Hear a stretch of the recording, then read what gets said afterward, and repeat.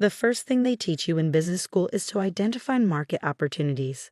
The second is to never, ever tell your extended family what you're actually working on. I learned the second lesson the hard way.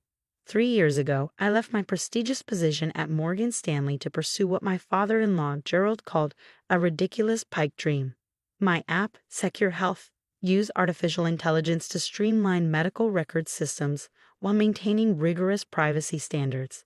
Not exactly dinner conversation material, especially in a family that measured success by corner offices and country club memberships. Data privacy in healthcare, who cares about that? Gerald had dismissed when I first explained my concept. Hospitals have been keeping records for centuries without your fancy algorithms.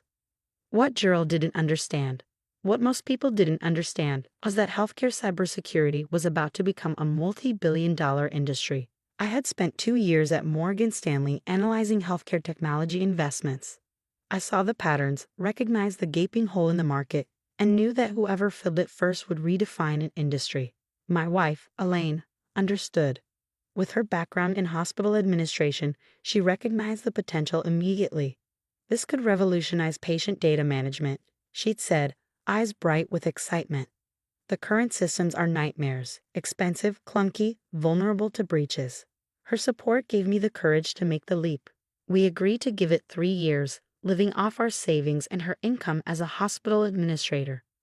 If SecureHealth hadn't gained traction by then, I'd return to corporate finance with my tail between my legs, just as her family predicted. Those 3 years were the hardest and most rewarding of my life. I assembled a small team of brilliant engineers, secured seed funding from investors who actually understood healthcare technology, and worked 18-hour days developing a platform that made patient data simultaneously more secure and more accessible to authorized users. Throughout it all, I endured the not-so-subtle digs from Elaine's family. Her father, Gerald, a retired banking executive. Her sister, Catherine, a corporate attorney, and her brother-in-law, Mark, who never tired of mentioning his executive position at a Fortune 500 company. Only Elaine's mother occasionally asked genuine questions about my work, though I suspect more out of politeness than interest. "Still playing with your computer program?" became Gerald's standard greeting at family gatherings. "How's the unemployment treating you?" Mark would smirk, conveniently ignoring that I was working harder than I ever had at Morgan Stanley. Even Catherine, who should have understood the concept of building something from the ground up, regularly suggested job openings that would provide stability and actual benefits. For 3 years, I smiled through their condescension. For 3 years, I kept the details of SecureHealth's growing success to myself. The major hospital system pilot program, the glowing write-up in Healthcare Technology Review, the second round of venture funding that valued the company at $40 million. Elaine and I agreed that success would speak for itself when and if it came. Then came last Thanksgiving. The day had begun triumphantly. After months of negotiations, Meditech Global, one of the largest healthcare technology companies in the world, had made a formal acquisition offer. $300 million for SecureHealth. My team would remain intact, continuing our work with expanded resources. I would serve as division president for at least 5 years. The paperwork would be finalized the following Monday.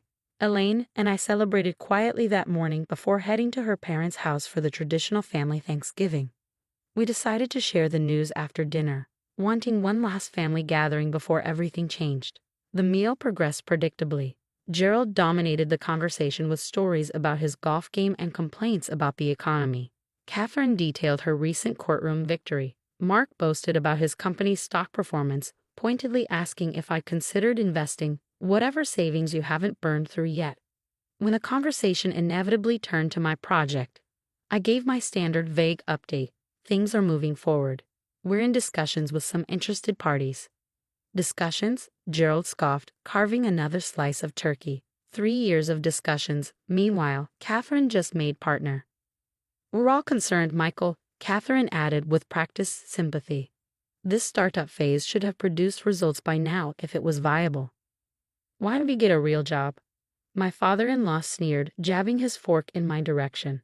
3 years of your silly little app, and what do you have to show for it?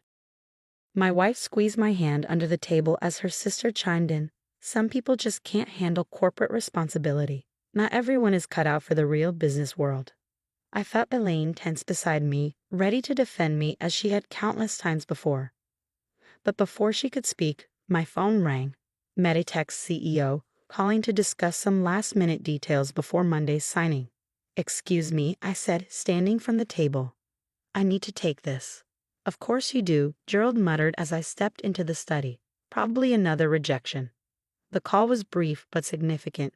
Meditech was actually increasing their offer to $320 million after their technical team completed a final review of our proprietary algorithms. I ended the call feeling simultaneously vindicated and exhausted by the charade we'd been maintaining. When I returned to the dining room, the conversation had moved on to Catherine's children's private school accomplishments. I caught Elaine's questioning glance and made a split-second decision. I nodded slightly, and her face broke into a radiant smile. "Everyone," she said, interrupting Catherine's story about her son's debate team victory. "Michael and I have an announcement." The table fell silent, all eyes turning toward us. Gerald's expression suggested he was bracing for news of our financial ruin. Instead, I placed the acquisition contract, which I brought to show Elaine's mother privately, on the table. "You're right," I said calmly. "The startup phase should produce results by now if it's viable. I just sold my failure for $300 million. Actually, make that $320 million as of 5 minutes ago." The silence that followed was so complete we could hear the grandfather clock ticking in the hallway. Catherine was the first to recover. $300 million? She stammered, reaching for the contract. $320 million, I corrected gently, plus performance incentives. Dinner's on me next year. Gerald's face progressed through an impressive range of emotions: disbelief, shock, confusion, and finally something approaching respect. "You're serious," he managed, his voice uncharacteristically subdued. "Meditech Global." Mark read from the contract, recognition dawning. That's one of the biggest healthcare tech companies in the world." "Second largest," I confirmed. "They're making it public next week after the paperwork is finalized." Elaine's mother was the first to offer congratulations, rising to embrace both of us. "I knew you were working on something important," she said, genuine pleasure in her voice. As the news sank in, questions erupted around the table. What exactly did SecureHealth do? Created a revolutionary secure platform for medical records that reduced administrative costs by 40% while enhancing privacy protection. How many employees did I have? 28 brilliant people who were now all millionaires thanks to our equity structure. Will we be moving? No, Meditech was establishing a new division headquarters in our city. Gerald, uncharacteristically quiet, finally asked the question I'd been waiting for. "Why didn't you tell us any of this was happening?" Elaine and I exchanged glances. "Would you have understood?" she asked her father gently. "Or would you have called it a pipe dream until the check actually cleared?" The uncomfortable silence that followed was answer enough. Later, as we were preparing to leave, Gerald approached me in the hallway. For the first time in our relationship, he seemed uncertain. "I misjudged you," he admitted, extending his hand. "And your business?" "It's healthcare data security, Gerald," I replied, shaking his hand firmly. Not exactly thrilling dinner conversation. "I should have asked more questions," he acknowledged, "instead of making assumptions." "We all make assumptions," I said. "I assumed you'd never understand what I was trying to build." He nodded slowly. "I deserve that. But I'd like to understand now, if you're willing to explain it to me sometime." It wasn't quite an apology, but coming from Gerald, it was seismic. The ride home was quiet, Elaine's head resting on my shoulder as we processed the evening. "Are you glad we told them?" she asked. I considered the question carefully. Yes and no. Part of me wanted to keep succeeding in silence. But there's something powerful about finally being seen, really seen, by people who dismissed you. "They'll never underestimate you again," she noted. "It's not about me," I replied. "It's about challenging their definition of success. Maybe next time they meet someone pursuing an unconventional path, they'll ask questions instead of making judgments." The Monday signing was surreal. Executives in expensive suits, lawyers with elaborate contracts, congratulatory handshakes, and a wire transfer that transformed our theoretical value into life-changing reality. But even more surreal was the group text I received from Gerald that afternoon. Sent to the entire family, celebrating Michael's extraordinary achievement. Dinner at the Capitol Grill, 7 p.m. His vision and persistence have taught this old banker something about recognizing opportunity in unexpected places. Attached was an article from the Wall Street Journal's breaking news section. Meditech acquires SecureHealth for $320 million, revolutionizing medical records security.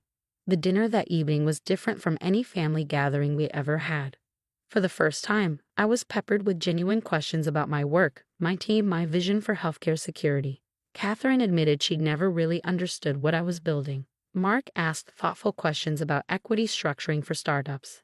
And Gerald, remarkably, mostly listened. As dessert was served, Gerald raised his glass. To Michael, he said, his voice carrying an unfamiliar note of humility, who saw an opportunity none of us recognized and had the courage to pursue it. I've spent 40 years in banking thinking I understood business. You show me there's always more to learn. The validation was sweet, of course. But as I looked around the table, I realized the most valuable outcome wasn't the money or even the professional recognition. It was the fundamental shift in how this family, our family, understood success. 3 months later, Catherine's daughter announced she was deferring law school to work for a climate tech startup. Rather than objecting, Catherine called me to ask about mentorship opportunities and equity compensation structures.